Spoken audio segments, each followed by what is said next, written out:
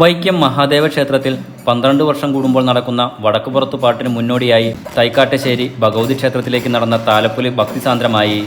ഉദയനാപുരം സുബ്രഹ്മണ്യ ക്ഷേത്രത്തിൽ നിന്നും തൈക്കാട്ടുശ്ശേരി പുന്നക്കീഴിൽ ഭഗവതി ക്ഷേത്രത്തിലേക്കാണ് ആദ്യ ദേശതാലപ്പൊലി നടന്നത്.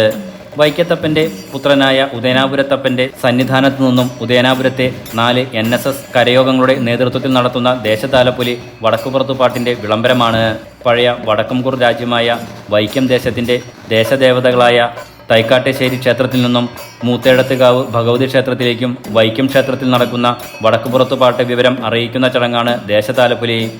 ഉദയനാപുരം ക്ഷേത്രത്തിലെ ശ്രീകോവിലിൽ നിന്നും കൊളുത്തിയ ദീപം തന്ത്രി കിഴക്കിനേടത്ത് മേക്കാട് മാധവൻ നമ്പൂതിരി കുത്തുവിളക്കിലേക്ക് പകർന്നു.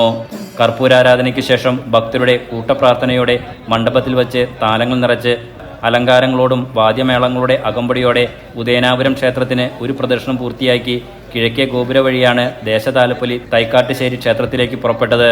കാൽനടയായും ജങ്കാറിലും പുറപ്പെട്ട് ദീപാരാധനയ്ക്ക് മുൻപായി താലം തൈക്കാട്ടുശ്ശേരി ക്ഷേത്രത്തിൽ സമർപ്പിച്ചു. ദേശതാലപ്പൊലിക്ക് 100 കണക്കിന് വനിതകൾ പൂത്താലമേന്തി.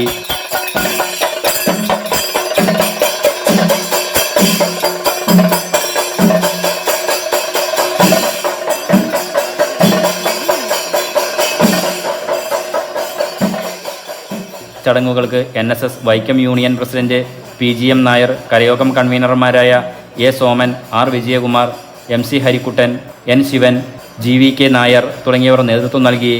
ഏപ്രിൽ 1 മൂത്തേടത്തുകാവ് ഭഗവതി ക്ഷേത്രത്തിലേക്കും ദേശതാലപ്പൊലി നടക്കും.